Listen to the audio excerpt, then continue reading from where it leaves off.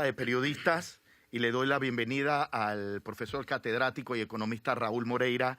Profesor, muy buen día, gracias por acompañarnos. Empiezo, profesor Moreira. ¿Cree usted, cómo entendemos estos anuncios del gobierno? Realmente, en esta lista de acciones, que tenemos aquí por lo menos las medidas de autoridad del órgano ejecutivo, en esta lista de acciones están los millones de dólares necesarios para poder subsidiar combustibles y mantener los subsidios que ahora mismo está aplicando el gobierno en medio de esta crisis social. Buen día, lo escuchamos. Sí, muy buen día, estimado Axel y Fernando, igual que toda la audiencia de Mesa de Periodistas. Siempre es un grato honor poder compartir con ustedes y yo debo empezar diciendo que todo mi planteamiento yo lo hago de una manera objetiva, responsable. Si me toca ser crítico del gobierno, lo digo. Pero si hay alguna medida que el gobierno hace que yo debo reconocer, también lo hago. En ese sentido, debo empezar por decir que así como la Asamblea hasta ahora estaba pasando totalmente agachado en esta crisis, es una institución que ha guardado un silencio, pero que sin parangón y que no debía ser, que es la Contraloría General de la República. El tema de la planilla, básicamente la preocupación de la gente no es al final del día cuánta gente hay, sino que la gente que está ahí esté trabajando y que efectivamente no sean primos, cuñados, hermanos, con el famoso nepotismo. Así que la Contraloría General de la República debió desde hace mucho tiempo hacer su rol de controlar que esas personas que están nombradas dentro del aparato gubernamental estén efectivamente ejerciendo un papel, cumpliendo un servicio para el Estado, y no que solamente, antes era que llegaban los 15 y los 30 a cobrar, pero ahora se te deposita el cheque en tu cuenta y ya hasta la gasolina te ahorras y no tienen que ir a buscar el cheque en las instituciones. Peor todavía. En este sentido también igual uno se pregunta, pero ¿por qué estas medidas que se están tomando no tienen el impacto que el gobierno espera? Porque se demoraron mucho en tomarse estas medidas.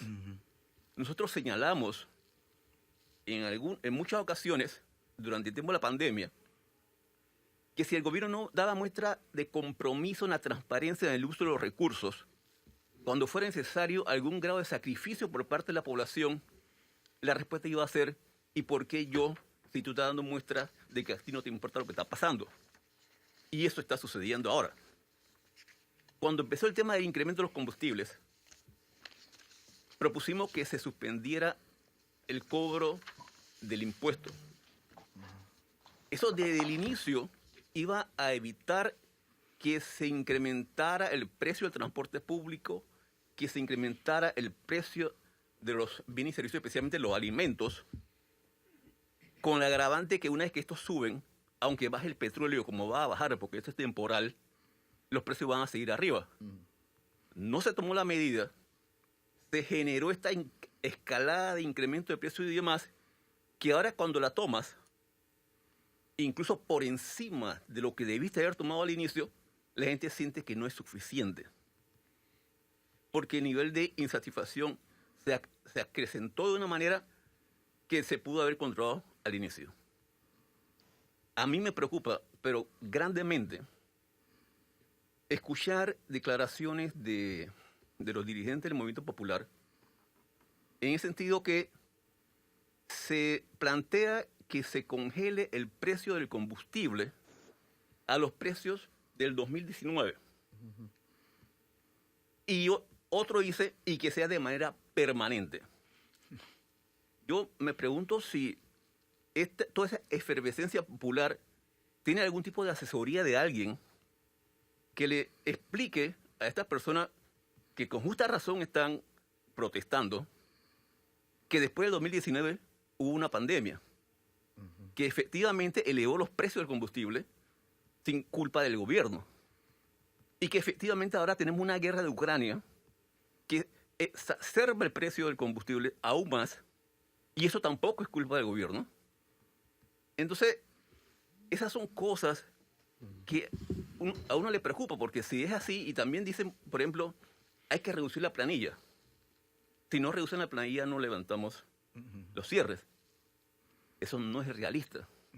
Ni siquiera pensar en eso, porque si estamos hablando de reducir la planilla un 10% y hablamos de número de funcionarios, estaremos hablando de cerca de 27.000 personas. Y a mí me preocupa escuchar políticos decir, pero es que 10.000 no es nada, debe ser más. Pero estamos hablando no de números, estamos hablando de gente. ¿Y quién controla quién es de esos 27.000 es que está trabajando y quién no está trabajando si la Contraloría no está haciendo su papel? Lo único que vamos a lograr es sumar 27.000 personas a las 202.000 desocupados que hay ahora mismo, o a los más de 700.000 informales que hay en la economía en estos momentos.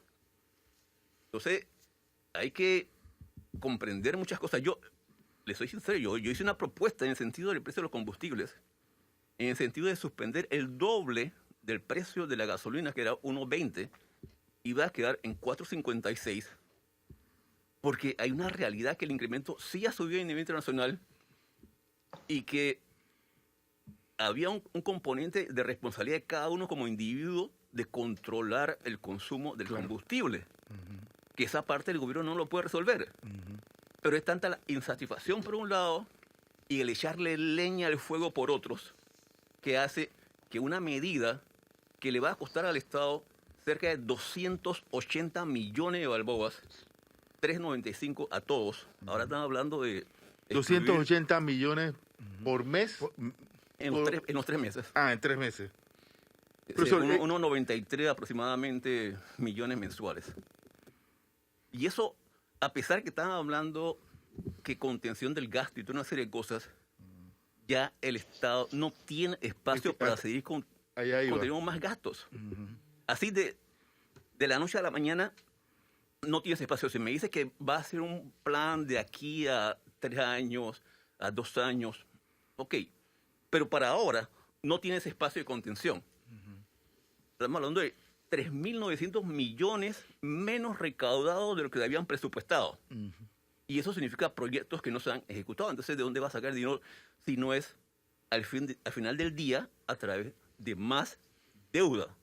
Entonces, es muy cómodo querer no pagar, incluso en extremo, el combustible, pero a la vuelta de la esquina lo van a pagar todos a través del pago de las deudas con sus correspondientes intereses. Profesor, ayer yo cometí un error teniendo al viceministro Montilla aquí.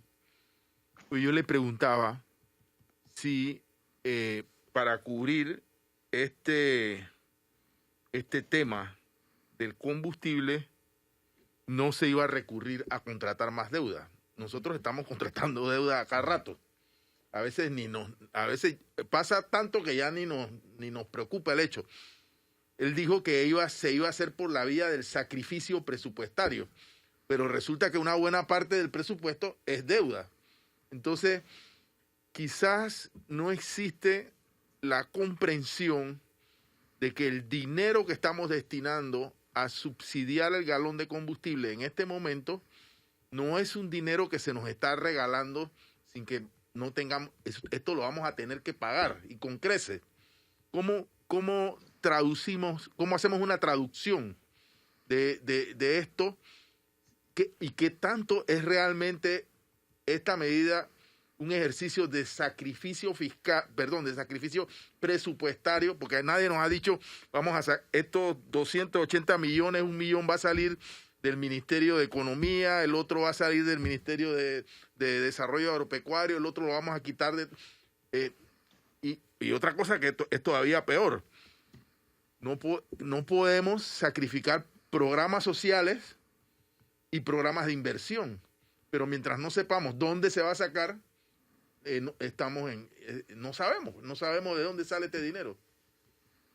Efectivamente, los mensajes son confusos, porque uno escucha a varios funcionarios gubernamentales de alto nivel decir que todo esto va a ser financiado con contención del gasto.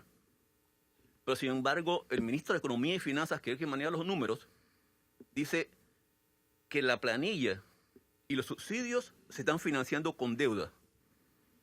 Es decir, si esto se está financiando con deuda, vuelvo y reitero, ¿cómo va a haber más espacio para contención del gasto si ya los 100 millones que están dando actualmente para el transporte colectivo, selectivo y agropecuarios, 100 millones son, entre lo que se ha dicho, es que ya es contención del gasto.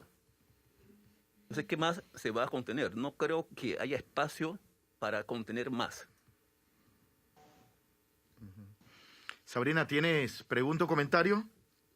Sí, y está basado en varios, digamos, anotaciones que me hacen oyentes.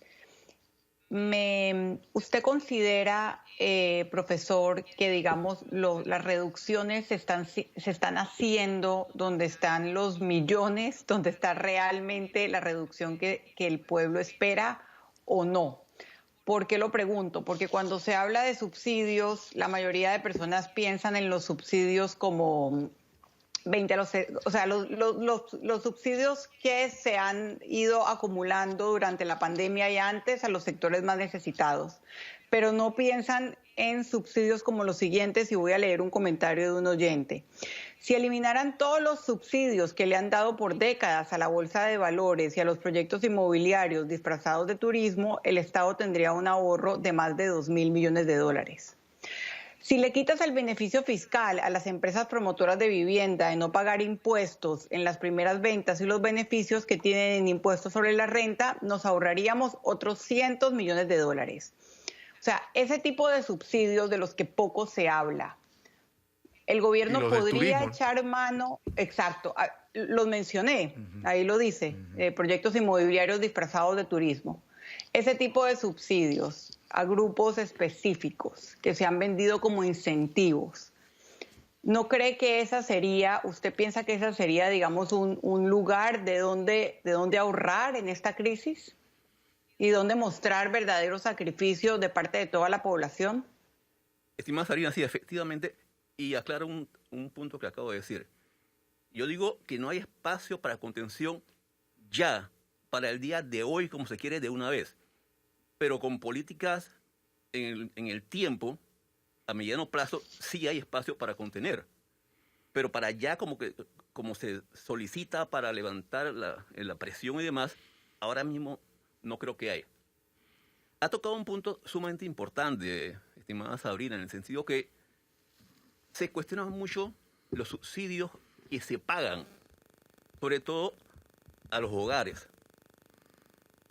Cerca de 2.000 millones a los hogares, de los cuales 1.100 son destinados a los gastos relacionados con la pandemia, el COVID y demás.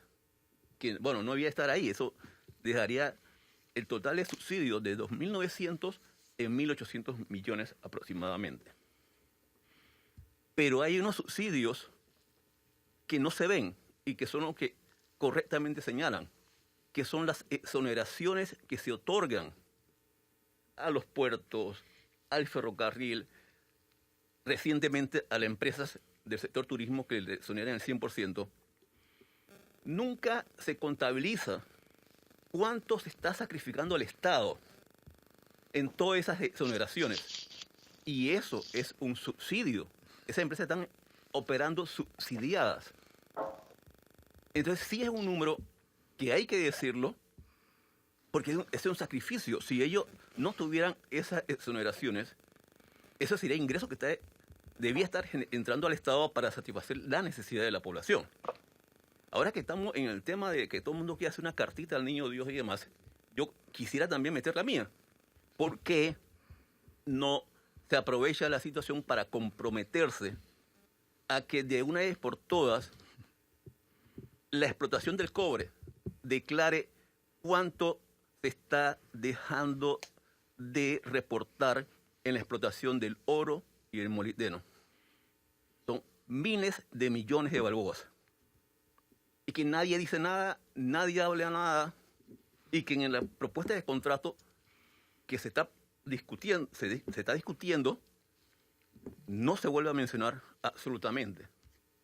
Ese ingreso estaría en capacidad de satisfacer muchas de las necesidades de la gente que está en la calle hoy en día. Pero nadie dice nada sobre ese tema.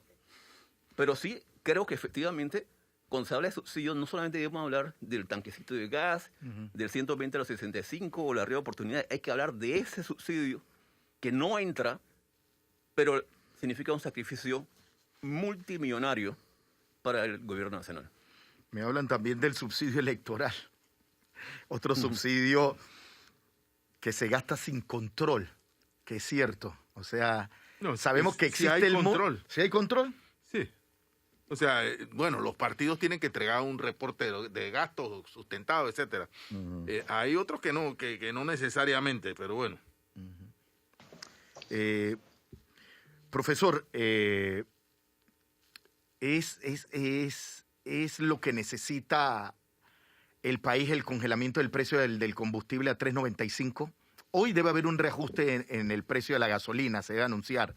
La tendencia es a la baja y los mercados internacionales están marcando una tendencia a la baja. ¿Es lo que necesita el país congelar el precio a 3.95 el galón? Es una parte importante aliviar. Soy honesto, la palabra aquí es aliviar, no eliminar. No es posible que se elimine. Esto viene de afuera, efectivamente. Sí hay que aliviar de alguna manera.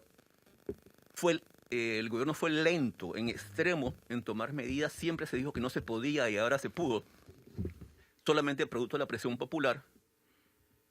Pero entonces a eso se le han sumado otras cosas históricas. Hasta anoche, la Asamblea Nacional era hasta la tarde de ayer, como ha mencionado bien don Fernando, la Asamblea no tenía culpa de nada. Cuando siempre hemos dicho que todo lo que quisiera hacer el gobierno no iba a ser suficiente si la Asamblea no daba su muestra de compromiso de qué iba a hacer. Como ha sucedido, ha pasado por encima de la pandemia como si no fuera de este país, sino de otro planeta, ¿no? Aquí no ha pasado nada, yo sigo gastando y gastando. Ese es un problema del Ejecutivo. Hasta ayer en la tarde era así. Pero en la noche entonces ya empiezan a reaccionar, a comprender que efectivamente algo tienen que hacer, porque si no, esto va a continuar de una manera indefinida. Y reitero nuevamente, si no aparece la Contraloría en todo este escenario, todo lo que diga el gobierno no va a servir de nada, porque va a quedar en papel y efectivamente nadie lo va a controlar y va a seguir la fiesta y seguiremos entonces las protestas por mucho tiempo más. En torno al contrato de minero, me escriben y me dicen, hoy se cumple un año del nombramiento de la comisión negociadora con la minera.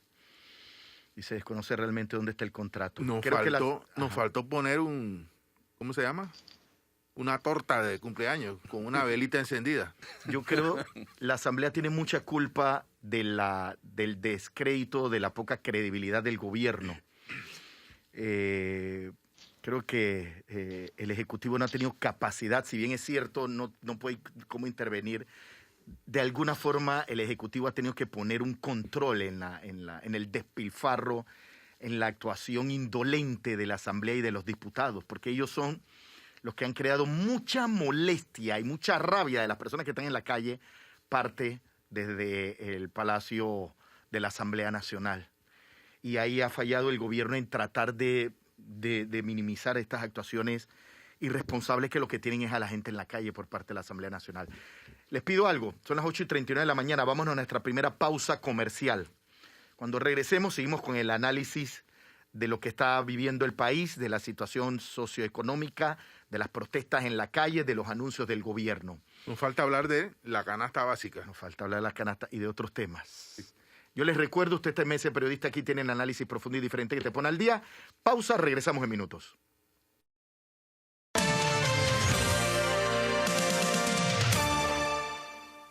El fútbol nacional no se detiene y ya estamos listos para dar inicio al torneo Tigo Clausura 2022. 12 equipos luchando por el título de campeón de la LPF. Este sábado, Universitario frente a San Francisco a las 4 de la tarde. Prepárate y disfruta de este partido inaugural junto al mejor equipo por TV Max. Tus ganas, tu sudor, esa energía para probar que lo puedes todo. Por ti, por tus hijos, ese esfuerzo para estar saludable, ese poder para proteger a todos, ese minuto más, ese kilómetro más. Hidrátalo con Depurate, porque tu esfuerzo vale. Visión Cooperativa TV, su programa que resalta el cooperativismo a nivel nacional, llega a sus pantallas para mostrarle todo lo que acontece en el movimiento cooperativo dentro de las cooperativas de producción y servicio. Visitaremos diferentes puntos del país. Acompáñenos todos los domingos a las 9 de la mañana por las pantallas de TV Max. Somos Visión Cooperativa TV, 15 años impulsando el cooperativismo nacional. Los esperamos. Hoy en Alas Rotas. El señor Musafer está sospechando de los misterios de Nefise. Le encargó a Facil que la investigara. ¿Qué? Esto se está convirtiendo en un problema para Nefise. ¿Crees que debo buscar un trabajo como el que tenía en la cafetería? Pero su situación no será una excusa para tomar el camino más fácil. El señor Musafer le propuso matrimonio a la señora Nefise. ¿Y esa mujer lo rechaza? Alas Rotas, a las 2 por TVN. Llegamos y ahora queremos que ganes tú. 100 palitos todos los días a partir de esta semana. En nuestras novelas del día. Ahora ganas tú.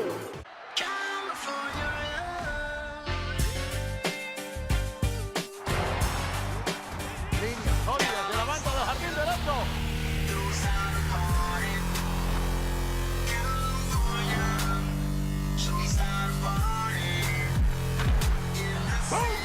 ¡Al último piso! Este martes, a las 7 de la noche, Juego de las Estrellas de las Grandes Ligas por TV Max. No te pongas a llorar aquí ahora, que te vas a poner sentimental y a recordar cosas del pasado. De lunes a viernes, tienes una cita con TV Max desde la 1 de la tarde. Somos la Cele. ¿En qué club te gustaría retirarte en Panamá? Che, tú eres polémico. Ricky Casa, el 10, Salvador Saldaña y el único rey de la gambeta, Julio Chevelú. Es una receta médica, solamente lo entiendo yo. Entérate primero aquí, con el mejor equipo. Somos la Cele, a la 1 de la tarde, por TV Max. Este domingo, desde las 7, el magazine de la FIFA rumbo a Qatar 2022. No te pierdas esta ventana que nos traslada a lo que será el evento deportivo más importante del año, con entrevistas, los lugares más asombrosos de la sede mundialista y mucho más. Magazine de la FIFA rumbo a Qatar 2022, a las 7 de la noche, por TV Max. Haga, te confío a mi hijo y mi fortuna. ¡Resiste! ¡Hermano! ¡Hermano! Me aseguraré de que mi sobrino esté a salvo, Cenis. Ninguna chica querría casarse con un hombre postrado. Puedo encontrar a una chica con valores de mi pueblo natal. El pecado habita en las calles de esta ciudad. Vámonos a Estambul a iniciar una nueva vida. Te encargué este trabajo. Estoy trabajando en eso. ¿No piensas, Emre? Nuestro destino cambiará. Los secretos más oscuros saldrán a la luz. Este lugar no es tu compañía. Y no puedes traer a quien quieras por tu cuenta. Es hora de que me digas la verdad. Me duele que no valores a nuestro hijo como valoras a tu sobrino. ¿Estás preparada para lo que ocurrirá cuando regrese a casa? ¿Quién se cree para comprar a mi hija con su sucio dinero? Ciudad Cruel. Gran estreno. Muy pronto por TVN. Un destino exótico espera. La pasión está cada vez más cerca. Qatar 2022 está en camino. La euforia es inminente. En TV Max desde el 21 de noviembre 2022.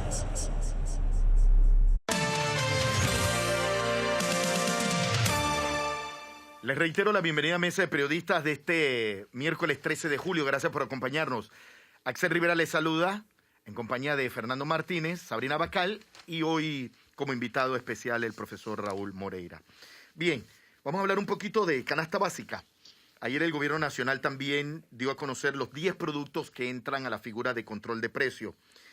Se los comparto. Babilla, sardina en salsa de tomate sin picante, tuna en agua, mortadela nacional con pimienta, salchichas nacional empacada, codito, macarrones, pan de michita, lentejas, aceite vegetal nacional e importado. Con estas 10 ya habían otros 8 productos que estaban bajo la figura del control de precios, hacen un total de 18. Profesor Moreira, ¿esto realmente representa, poner este tope precio representa un impacto en el bolsillo del panameño? ¿Esto puede evitar que siga encareciéndose el costo de la vida?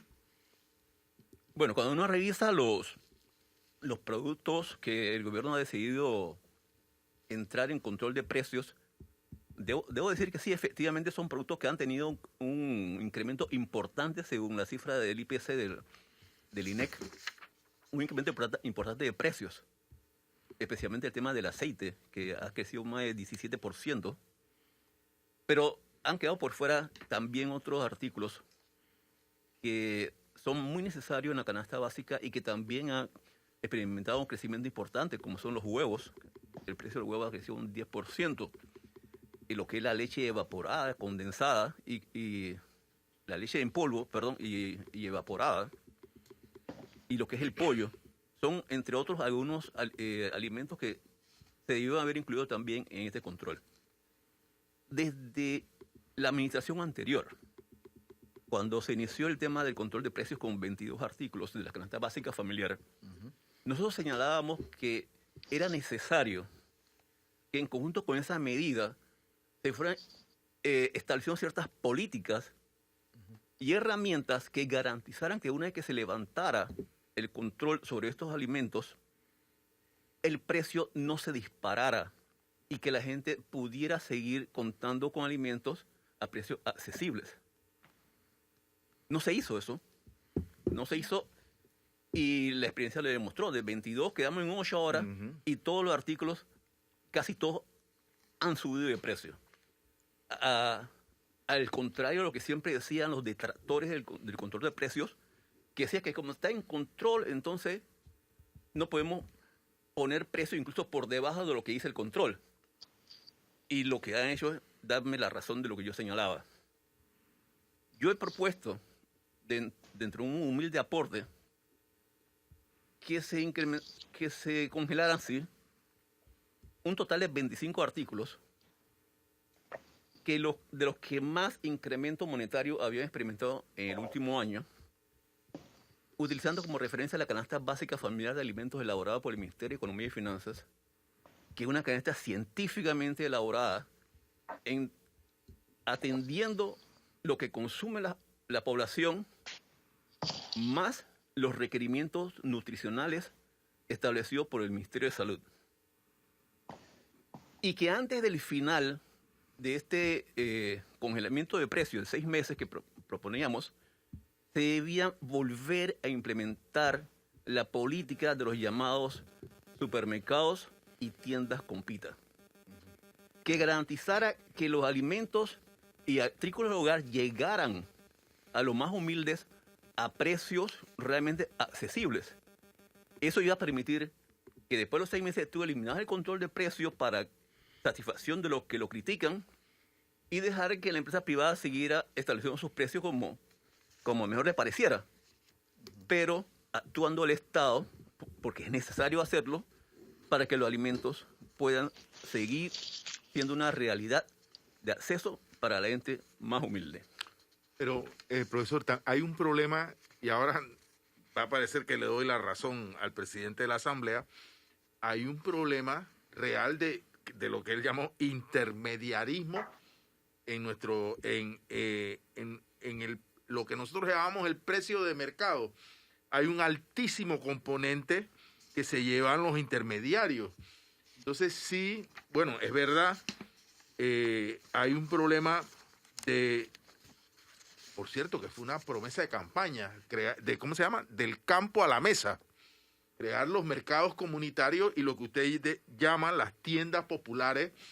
Hombre, gestionadas por el Estado, porque no hay de otra. Sí, gestionadas por el Estado para crear una oferta de mercado mucho más próxima al precio en que se compra el producto, por ejemplo, en tierras altas.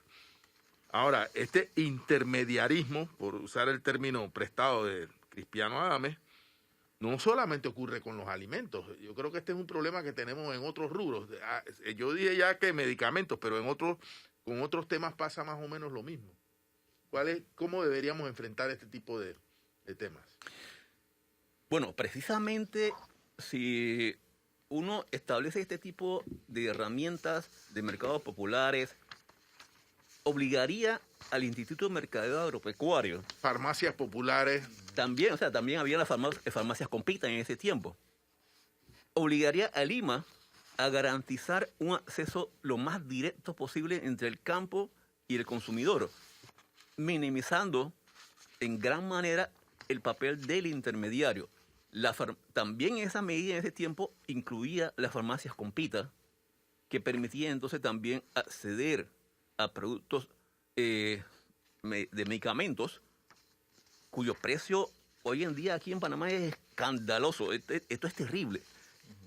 Qué barbaridad. No hay palabras realmente para ver toda esta escalada de cosas que explican muy bien la insatisfacción popular, pero que hay medidas que se pueden tomar para revertir esas situaciones, y el gobierno no se tiene una inacción espantosa para dar respuesta a la población. Sabrina.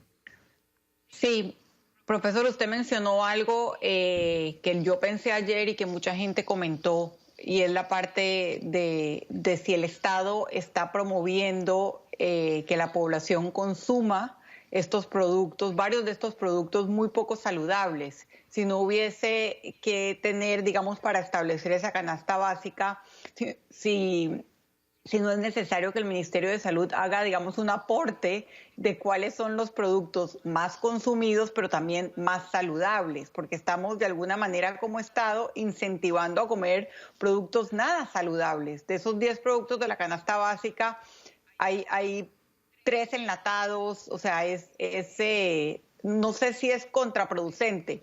Por ejemplo, le preguntábamos ayer al viceministro con lo del congelamiento de los precios del combustible, si el Estado no está promoviendo el consumo de combustible. Y ahora yo le pregunto, ¿el Estado no está promoviendo el consumo de productos poco saludables, lo que al final redunda en la salud de la población más vulnerable y recae en nuestro sistema de salud ya colapsado, etcétera, etcétera? Efectivamente, esa es una preocupación muy válida. Y por eso es que cuando yo sugiero la canasta que elabora el Ministerio de Economía y Finanzas, que incomprensiblemente desde el mes de enero de este año no la publica, no sé si pensando que al no publicarla los precios van a bajar, esa es una responsabilidad muy grande. Esta canasta proviene de la encuesta de hogares del INEC, en la cual expresa qué es lo que la gente está consumiendo en primer lugar. Y en conjunto con el Ministerio de Salud y especialistas de nutrición y demás, se hizo una conjunción de lo que la gente consumía, principalmente, con lo que la gente debiera consumir, y por eso le llaman costo calórico de la canasta básica, para garantizar que el individuo consumiera la cantidad de calorías que necesitaba para mantenerse saludable. Entonces, eso hay que ponerle atención a eso, y no solamente ver la canasta código, que es lo que más bajo o lo que más alto, sin tomar en cuenta necesariamente lo que el individuo requiere en términos de salud. Profesor, yo quería... ¿Ya terminamos con canasta básica? Como quiera, sigamos. Yo quería preguntarle sobre la conveniencia de racionalizar las demandas. Es decir, ya usted lo dijo, yo lo dije antes, hace un par de días, comenzando la semana, que pedir $3, congelamiento a $3 el galón era un precio anterior a la guerra. Sí, correcto. Y que bueno, que yo sepa, nosotros no producimos petróleo. Es decir, que las demandas tienen que tener un nivel de racionalidad. ¿Pero quién se los dice, Fernando? Bueno, pero es que el movimiento, yo quería hablar de eso. A ver, el movimiento popular tiene que plantearse una hoja de ruta debidamente sustentada. O sea, articular sus demandas que sean viables, porque si yo puedo mañana pedir, no sé, a menos que estemos pensando que el objetivo último de la protesta no sea la satisfacción de las demandas realmente sostenibles de la población. O sea, no sé, ese es un debate que hay que hacer. ¿Tu opinión, profesor? Bueno, sí, efectivamente, ese es un tema que, como señalamos al inicio de la entrevista, me preocupa radicalmente. Perdón. Me preocupa porque las propuestas, las exigencias de los manifestantes se han ido radicalizando. Y yo preguntaba que si el movimiento con muy buenas intenciones, que refleja la insatisfacción popular, tiene alguna manera de asesoría de alguna persona que le diga, sí, es cierto, tienes razón en sentirse así, pero dentro de lo que tú estás pidiendo, la realidad es que podemos pedirle al Estado esto. Pedir el precio del combustible a un precio del 2019, 3 balboas, vuelvo y reitero, no es realista. No es realista porque al final del día el gobierno, para salir de la presión, puede decir, te voy a dar 3 balboas como lo pides. Pero eso va a significar, entonces tenemos que pagar más préstamos, pagar más intereses, y eso representa lo que yo voy a pagar en deuda, menos dinero que yo voy a invertir en una escuela, menos dinero que voy a poder invertir en un centro de salud, porque estoy pagando la deuda para pagar el subsidio al combustible a 3 balboas como se pidió. Entonces yo sí creo que los dirigentes del movimiento popular tienen que sentarse y analizar con cordura hasta dónde realmente pueden llegar el nivel de exigencia al Estado. Reducir la planilla ya para que se levanten las protestas y los cierres de calle, eso no va a suceder. Porque son 27,000 personas también panameños que están generando un ingreso de ahí. Ellos van a hacer después lo que iban a cerrar la calle, porque los votaron así. Exacto. Entonces, ¿en qué vamos a quedar? Una espiral aquí de violencia y estallido social que no va a terminar nunca. Eso no es la solución. A mí lo que me preocupa en medio de este escenario encendido, descontrolado, porque yo siento que está descontrolado, es que lo que yo te decía, Fernando, yo creo que el gobierno no tiene la credibilidad para dar las explicaciones adecuadas. Eso también es correcto. Ajá, ha perdido credibilidad y no tiene la capacidad de dar las explicaciones adecuadas. Yo pienso lo mismo. No podemos alegremente pedir ahora que la gasolina nos la subsidien a precios de hace 5 años atrás, porque eso no tiene razón de ser.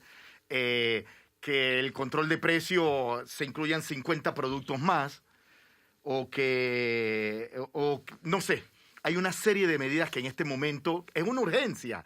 Hay que tomar medidas, claro que sí, pero el gobierno no tiene ni la credibilidad ni ha tenido la capacidad de reacción. Parte del problema es que se han desbordado las cartitas de Navidad que habla el profesor Moreira, es que el gobierno ha permitido que la víspera de la Navidad sea muy larga y su capacidad de reaccionar tan lento tiene a los diversos grupos pidiendo y no sabemos hasta cuándo va a pedir. Y yo reitero, ¿dónde están las negociaciones con la alianza? Había una alianza del pueblo organizado en Veraguas y no ha habido los acercamientos, se rompieron por completo, no hay ningún nivel de acercamiento, no sé si eso se vaya a retomar. Y los anuncios del gobierno no han parado las protestas.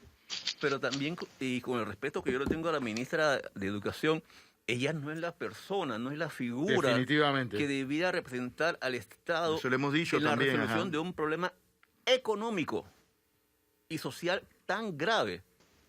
Entonces, los manifestantes obviamente van a decir, Pero si yo discuto contigo y después tú vas a tener que conversar más adelante con tu jefe para que lleguemos a un acuerdo, mejor que vengan directamente a los que toman decisiones. Correcto. Entonces, eso ha sido un error garrafal por parte del Estado de poner personas que no manejan ese área.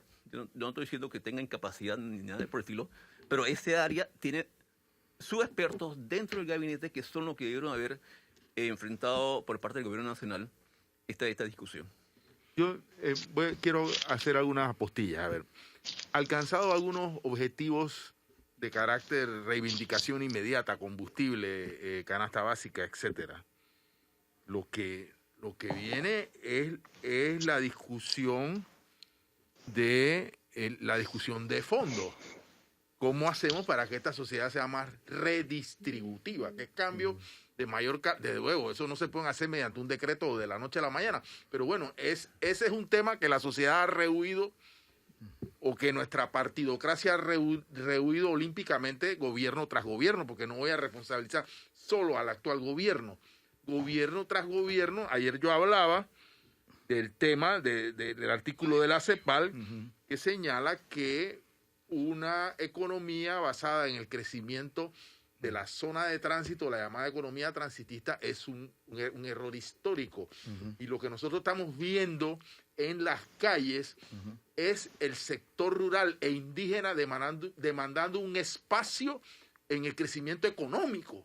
O sea, la diferencia entre crecimiento y desarrollo, incorporar a estos. Por eso es que esta protesta ha tenido la magnitud territorial que ha tenido. Sí, correcto. Porque estamos hablando del Panamá rural y el Panamá indígena, que está reclamando su espacio en las mieles del crecimiento. Una sociedad que ha crecido mucho en la zona de tránsito alrededor del canal, de la plataforma logística, de los puertos, de lo que tú quieras, y un campo totalmente empobrecido. Entonces, realmente hacia allá debe ir la protesta social. Pasar de lo cuantitativo, que es importante, a lo cualitativo. Entonces, yo considero que hay dos temas más antes de que concluyamos este asunto. Esta mañana escuché decir que se impone, yo estoy de acuerdo, y usted ha indirectamente mencionado al ministro de Economía y Finanzas. Yo creo que si tú estás perdiendo la guerra, tú tienes que cambiar tu Estado Mayor. Y que el gobierno, esto no es nada personal contra nadie, tiene que definir con qué coroneles o qué generales de campo va a la guerra. Entonces, y no digo una guerra entre pueblo y gobierno, sino una guerra contra el desasosiego, contra la desesperanza, contra la frustración, contra la acumulación de décadas. Porque eso es lo que es. Y eso es lo que tenemos ahora mismo. Entonces yo sí creo, uno, que se impone un cambio de gabinete o del Estado Mayor de este tema. Y dos, y esta sí es una pregunta directa al profesor, ¿qué va a pasar con la deuda que estamos acumulando? Al final hay varias personas que han dicho que esto arroja al país a una nueva presión fiscal.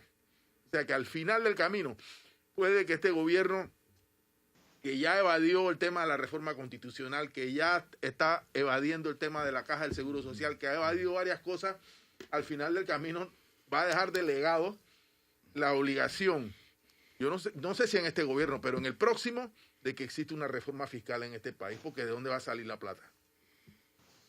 Bueno, sí, realmente el tema de las finanzas públicas es un tema bastante complicado, porque al mes de abril estaban hablando de cerca de 43.000 millones de balboas en el saldo de la deuda pública, y antes de esta crisis, al inicio del año, el ministro de Economía y Finanzas había señalado que posiblemente íbamos a llegar al final del año con una deuda de 45.000 millones de balboas.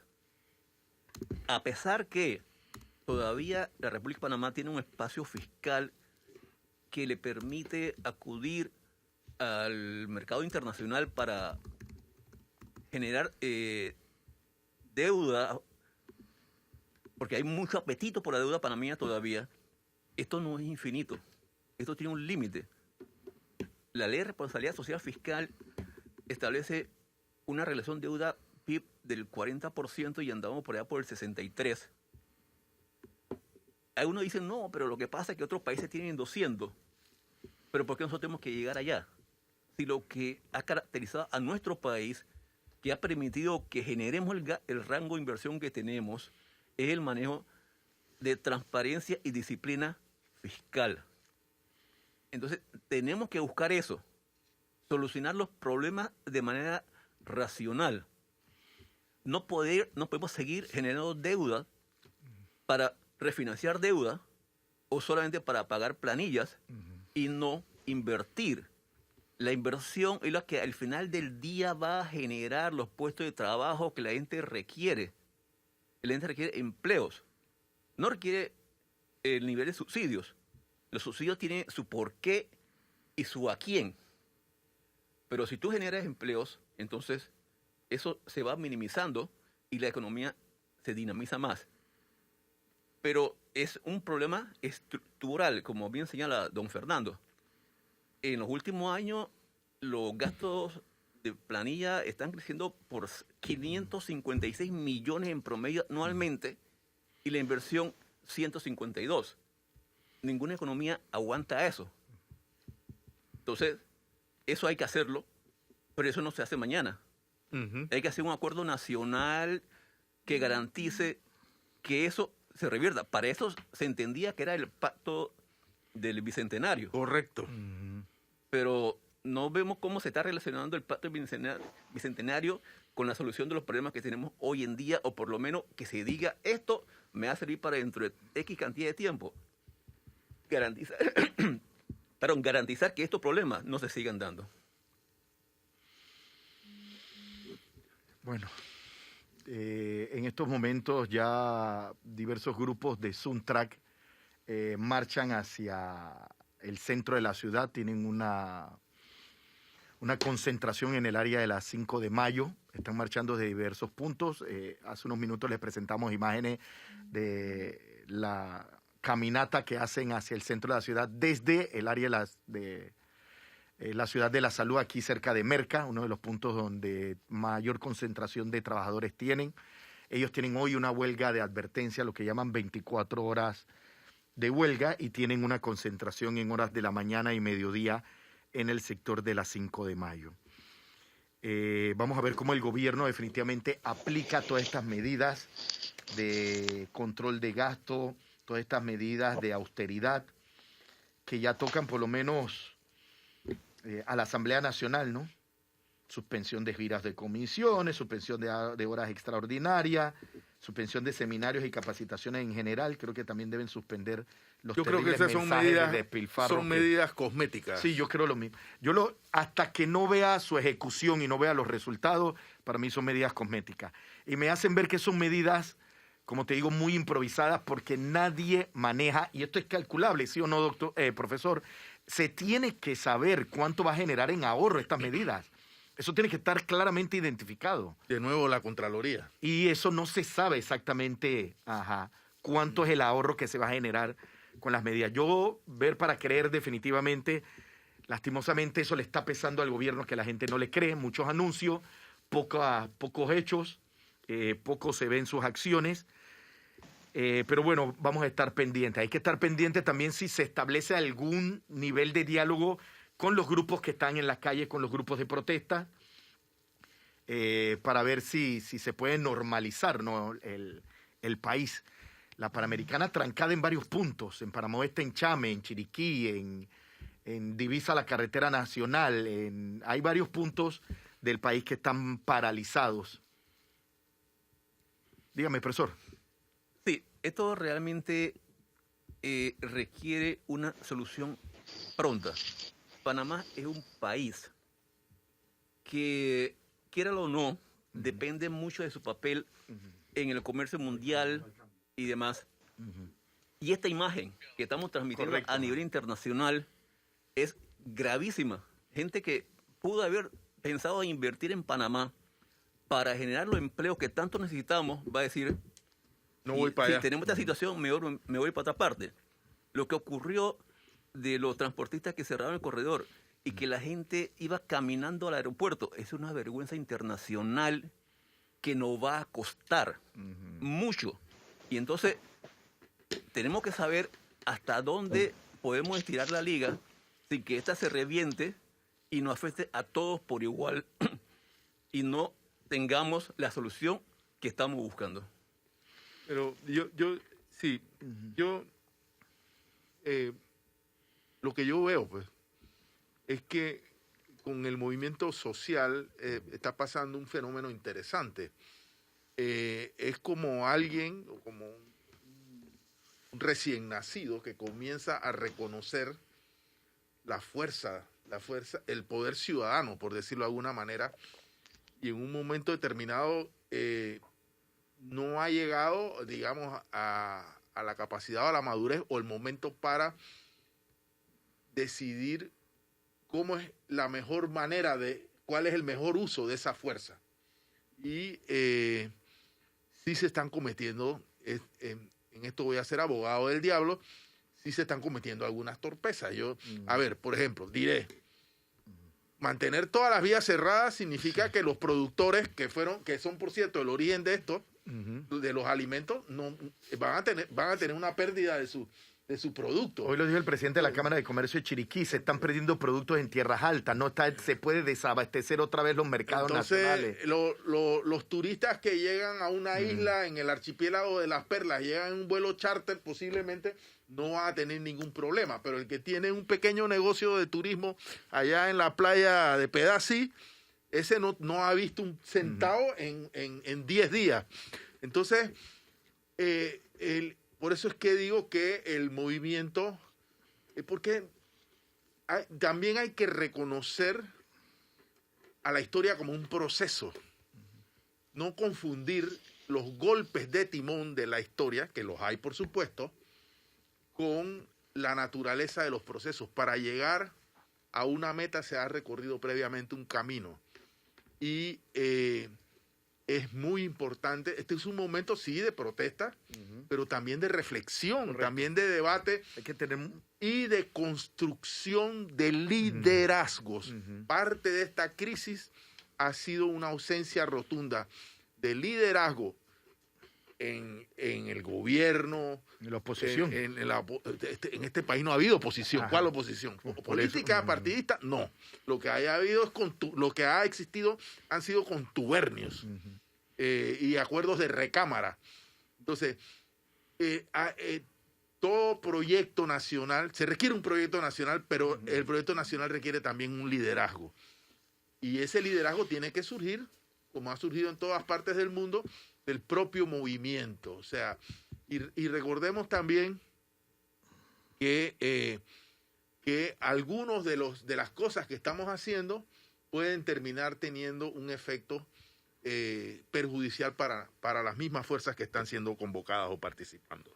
Yo, por ejemplo, lo más destacado para mí es el tema de la pérdida de las clases. Sí, también eso. La ausencia, yo creo que se puede... 10 días las escuelas cerradas. Creo que se puede protestar, ya lo he dicho. Después de 2 años de cierre. Después de 2 años, 10 días las escuelas cerradas. Se puede protestar y dar clases. Que esto no debería hacerse con ese sacrificio tan grande para el futuro de nuestro país. Estamos hablando del futuro de nuestro país. Con esto concluyo, Axel. Sí, no, listo. 9:13 de la mañana. Vamos a nuestra segunda y última.